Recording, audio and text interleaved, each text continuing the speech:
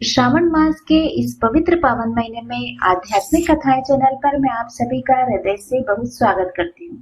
भगवान शिव व माता पार्वती आप सभी भक्तों की समस्त मनोकामनाएं पूर्ण करें। सावन का महीना भगवान शिव व माता पार्वती को समर्पित है। नाग पंचमी का त्योहार सावन के महीने में ही मनाया जाता है और यह त्योहार भी किसी न किसी रूप में भगवान शिव को ही समर्पित है। तो आज के वीडियो में आप जानेंगे नाग पंचमी से जुड़ी हुई प्रचलित और पौराणिक कहानी व नाग पंचमी का त्योहार कब मनाया जाएगा। नाग पंचमी के दिन नागों व सर्पों की पूजा की जाती है। इससे काल सर्प दोष जैसे दोष खत्म हो जाते हैं और सर्पदंश का भय भी खत्म हो जाता है। आज की वीडियो में आप यही जानेंगे साल 2024 में नाग पंचमी की पूजा कब की जाएगी व उससे जुड़ी हुई एक पौराणिक कहानी। क्योंकि जब भी हिंदू धर्म में कोई व्रत व त्योहार किया जाता है, जब तक कहानी न सुनी जाए वह व्रत अधूरा ही माना जाता है। आपसे अनुरोध है कि अगर आज की वीडियो आपको पसंद आए तो प्लीज लाइक व शेयर अवश्य कीजिएगा। नाग पंचमी सनातन धर्म का एक विशेष त्योहार है जिसे हर कोई बेहद श्रद्धा और आस्था के साथ मनाता है। यह पर्व नाग देवता को समर्पित है। इस साल नाग पंचमी 9 अगस्त को मनाई जा रही है। इस दिन शुभ मुहूर्त में नागों की पूजा करने से उनका आशीर्वाद की प्राप्ति होती है। नाग पंचमी 9 अगस्त को प्रातः 5:47 से 8:27 तक रहेगी। नाग पंचमी के दिन सुने जाने वाली पौराणिक कहानी। प्राचीन काल में एक सेठ जी थे जिनके 7 पुत्र थे और 7 के विवाह हो चुके थे। सबसे छोटे पुत्र की पत्नी श्रेष्ठ चरित्र की और सुशील थी, परंतु उसके कोई भाई नहीं था। एक दिन उस घर की बड़ी बहू ने घर लीपने के लिए पीली मिट्टी लाने के लिए सभी बहुओं को साथ चलने को कहा। सभी एक साथ डलिया और खुरपी लेकर मिट्टी खोदने के लिए निकल पड़ी। जब वह मिट्टी खोद रही थी तभी वहां एक सर्प निकला जिसे बड़ी बहू खुरपी से मारने लगी।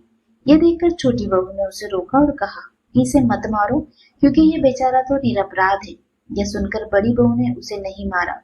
तब तो वह सांप एक और जा बैठा। तब छोटी बहू ने उससे कहा कि मैं अभी लौट कर आती हूँ, तुम यहाँ से जाना मत।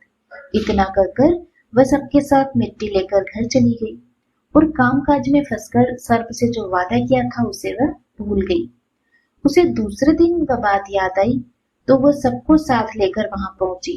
सर्प अभी भी उसी स्थान पर बैठा था, जिसे देखकर छोटी बहू बोली, सर्प भैया प्रणाम, मैं आपको प्रणाम करती हूँ। सर्प ने कहा, तू मुझे भैया कह चुकी है इसलिए मैं तुझे छोड़ देता हूँ, नहीं तो झूठी बात करने के कारण मैं तुझे अभी डस लेता। वह बोली, भैया मुझसे भूल हुई, उसकी मैं आपसे क्षमा मांगती हूँ। तब सर्प बोला, अच्छा तू आज से मेरी बहन है और मैं तेरा भाई, तुझे मुझसे जो भी मांगना है वो मांग ले। वह बोली कि मेरा तो कोई भाई नहीं है। अच्छा हुआ तुम मेरे भाई बन गए।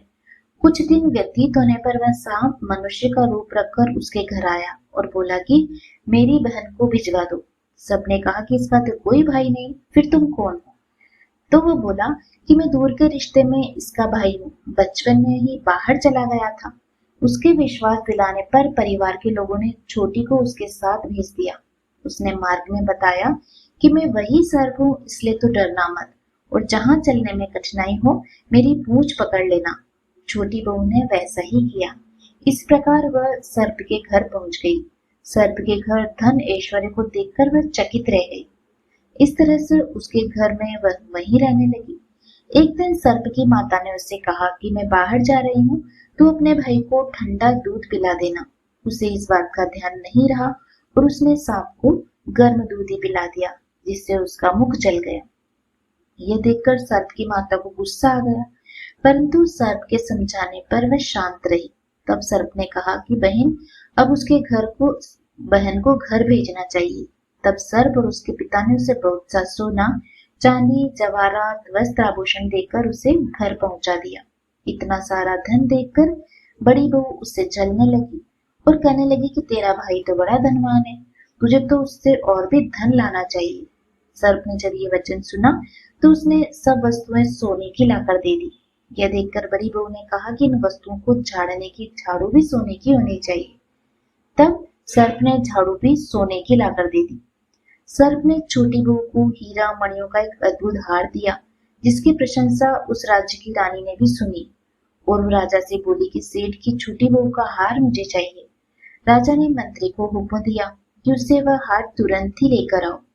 मंत्री ने सेठ जी के यहाँ जाकर कहा कि महारानी जी छोटी बहू का हार पहनेंगी, वह हमें दे दो।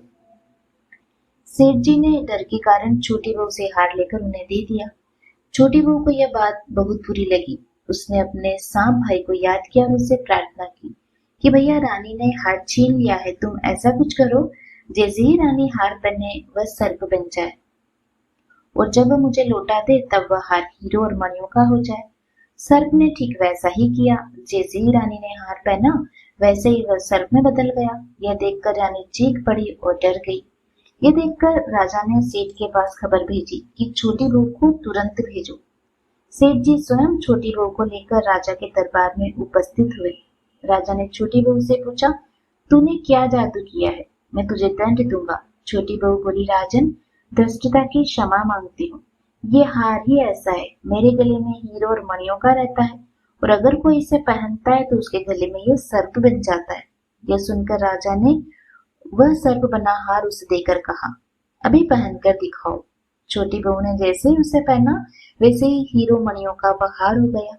ये देखकर राजा ने प्रसन्न होकर उसे बहुत सी मुद्राएं और पुरस्कार भी दिया। छोटी बहू अपने हार और इन सहित घर लौट आई। उसके धन को देखकर बड़ी बहू ने ईर्ष्या के कारण उसके पति को सिखा दिया कि छोटी बहू के पास कहीं न कहीं से धन आया है। ये सुनकर उसके पति ने पत्नी को बुलाया और कहा कि ठीक ठीक बताओ कि ये धन तुम्हारे पास कहाँ से आया है। तब वह स्त्री फिर से अपने सर्प भाई को याद करने लगी। तब उसी समय सर्प ने प्रकट होकर कहा, यदि मेरी धर्म बहन के आचरण पर किसी ने संदेह प्रकट किया तो मैं उसे डस लूंगा। यह सुनकर छोटी बहू का पति बहुत प्रसन्न हुआ कि उसने सर्प देवता का सत्कार किया और उसे अपना भाई बनाया। कहते हैं उसी दिन से नाग पंचमी का त्योहार मनाया जाता है और स्त्रियां सांप को भाई मानकर उनकी पूजा करती है। तो ये थी एक कहानी। दूसरी कहानी के अनुसार पांडवों के अर्जुन के पौत्र और राजा परीक्षित के पुत्र जन्मेजय ने नागों से बदला लेने और उनके वंश के विनाश के लिए एक यज्ञ किया। वह नागों से अपने पिता राजा परीक्षित की मृत्यु तक्षक नामक सांप के काटने की वजह होने का बदला लेना चाहता था। उनके इस यज्ञ को ऋषि जरत्कारों के पुत्र आस्तिक मुनि ने रोका और नागों की रक्षा की। यह तिथि सावन की पंचमी मानी जाती है। सांपों को शीतलता देने के लिए उन्होंने उनके शरीर पर दूध की धार डाली थी। तब नागों ने आस्तिक मुनि से कहा कि पंचमी को जो भी उनकी पूजा करेगा उसे कभी भी नागदंश का भय नहीं रहेगा। तभी से श्रावण मास की शुक्ल पक्ष की पंचमी तिथि को नाग पंचमी मनाई जाती है। उम्मीद करती हूँ आपको यह कहानी व जानकारी पसंद आई होगी। अगर आपको यह कहानी अच्छी लगी तो चैनल को सब्सक्राइब अवश्य कीजिएगा। जय भोलेनाथ।